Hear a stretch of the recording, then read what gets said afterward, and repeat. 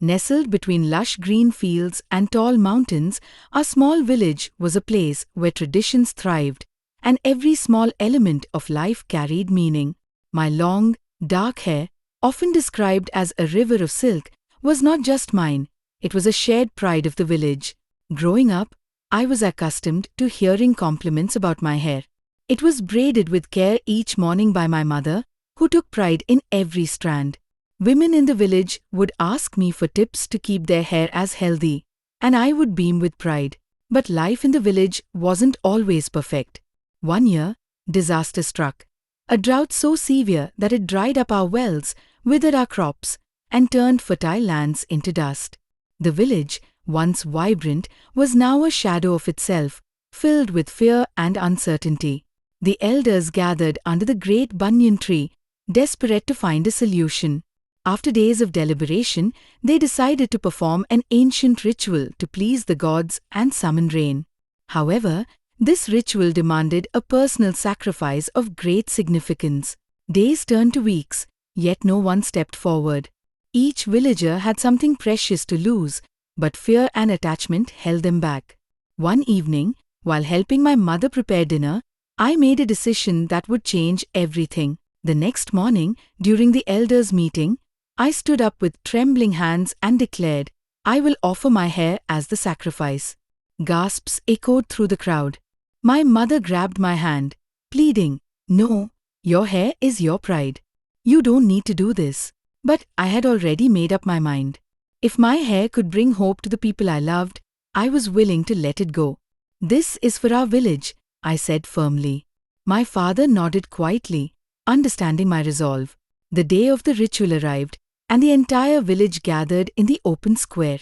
The air was thick with tension and anticipation. A wooden stool was placed at the center, and I walked toward it, my heart racing but my head held high. As I sat down, the village barber, an elderly man with kind eyes, approached me. He hesitated, scissors in hand. "Are you certain, child?" he asked softly. I nodded, a small smile on my face. "Yes, I'm ready." The first snip of the scissors echoed in the silent square. As the thick strands of my hair fell to the ground, I felt an odd mixture of sadness and freedom. Each lock represented years of pride and identity, now being willingly given away. The barber worked steadily, and soon my once long hair was reduced to uneven patches. He then lathered my head with shaving cream and picked up a razor. The cool blade against my scalp was both foreign and humbling. With every stroke, I felt lighter. It was as though the act was not just about losing my hair, but shading fears, vanity, and attachments.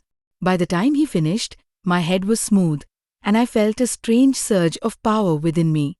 When I stood up, the crowd erupted. Some women sobbed quietly, others clapped. The children, curious and excited, ran forward to touch my bald head, giggling at the novelty of it. My mother approached me, tears streaming down her face, and whispered, "You've shown us true beauty today." My sacrifice became a story of hope and resilience.